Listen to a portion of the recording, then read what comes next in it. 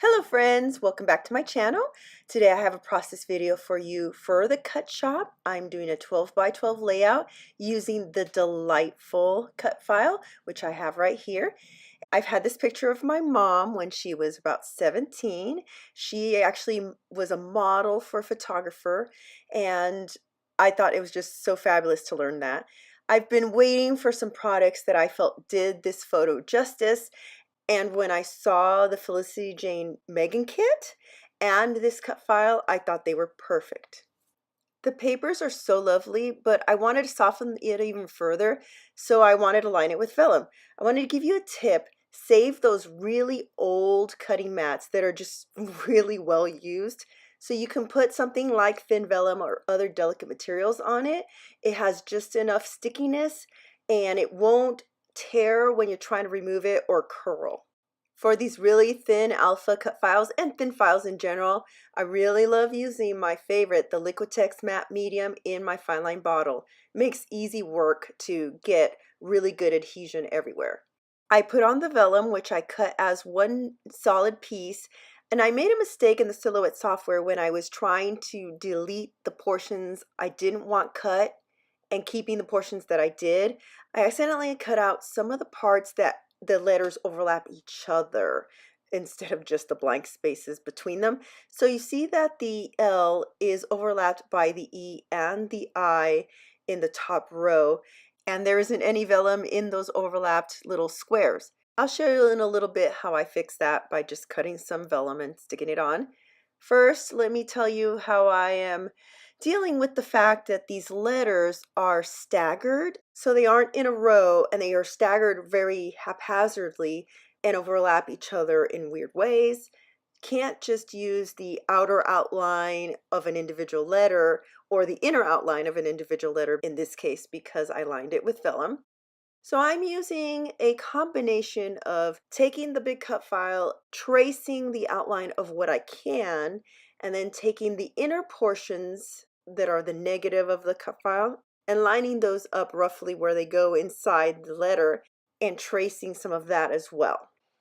It was a little tricky. I had to use a combination of the Tim Holtz, the smaller snippers, and the bigger shears because my favorite size, which is the middle one, it's like the one that was original, I can't find it. I don't know where it is, if I misplaced it or a kid borrowed it.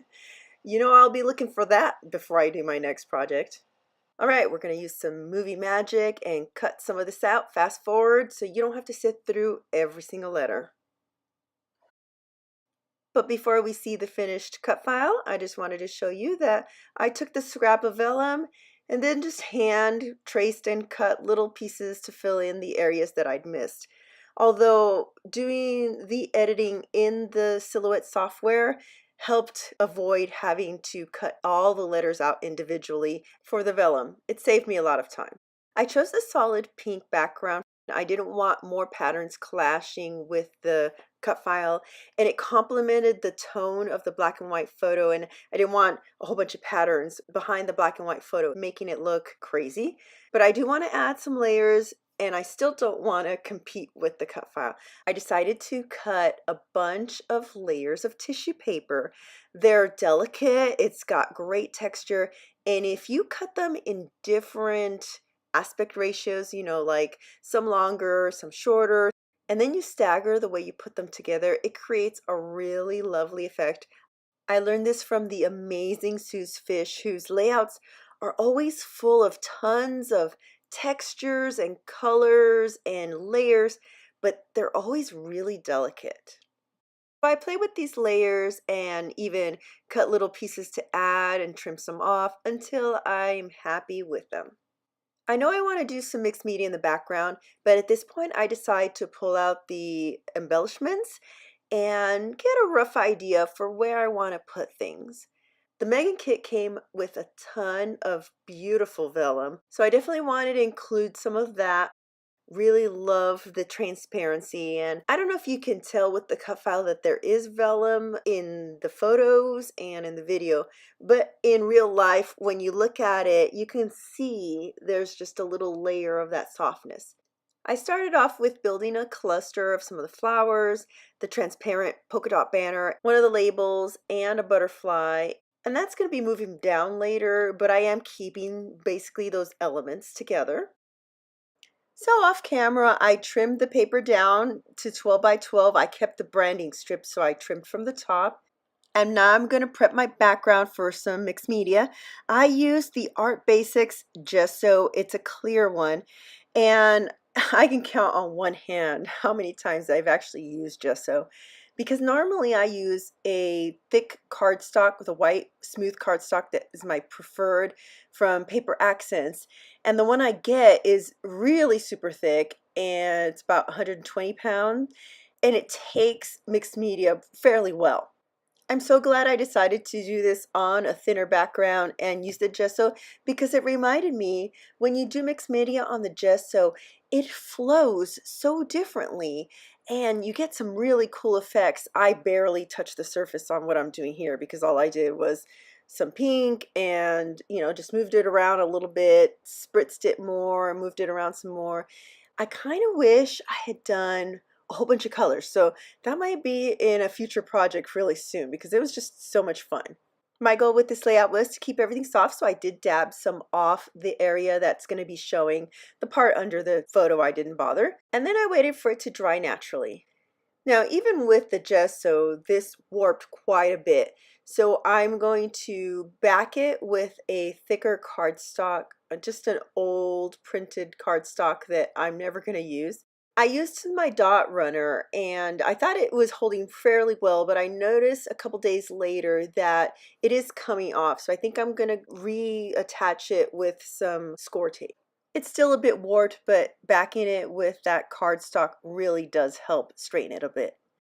Now I put my cut file back with the photo and I pull out the embellishments again, this time concentrating on the cut file side to see what I might want to put on. Definitely want to tuck some more of those vellum flowers underneath.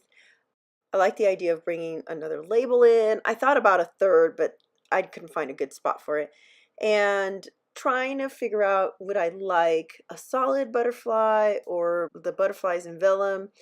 But before I get too far with that, I decided my background was still way too plain.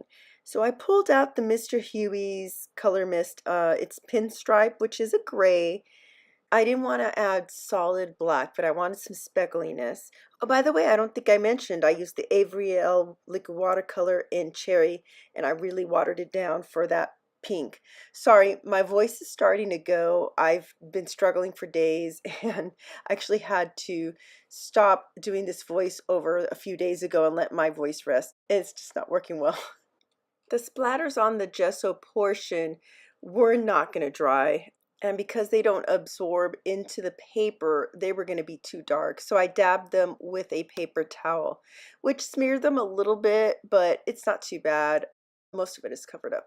Now to get on with finalizing this layout, I tuck in the flowers first on the left and put the Remember This label on. And I decided to go with the solid butterflies because I didn't think they would layer well over the other vellum.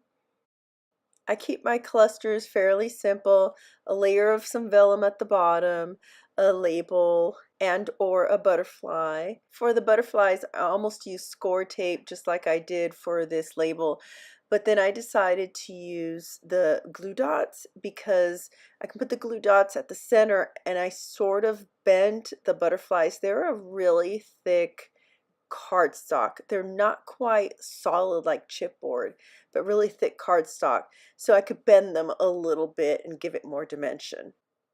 I put butterflies in the 3 clusters, but I'm also going to add a couple of other butterflies randomly on the cut file just for more whimsy, more movement. They are all pointing different directions so that they're not necessarily a tool to lead the eye. They're just scattered around because butterflies do that, right? And the other label coming up here, I add a little puffy heart sticker. I added a second heart puffy to the cluster on the other side of the page, so those are sort of diagonal. And then the third one I don't put with the butterfly and flower. I actually put it under the gingham butterfly. I hand journal using my Copic multiliner in warm gray. It's a 0.3. I really like it, and that warm gray matches the splatters. I'm about to slow down to normal speed. I'll read you what the journaling says. My mom was a model in her teen years for a photographer friend of the family. So cool. It was really cool when I found that out. Believe it or not, this is the first what I would call heritage page that I've ever made. I love how it came out.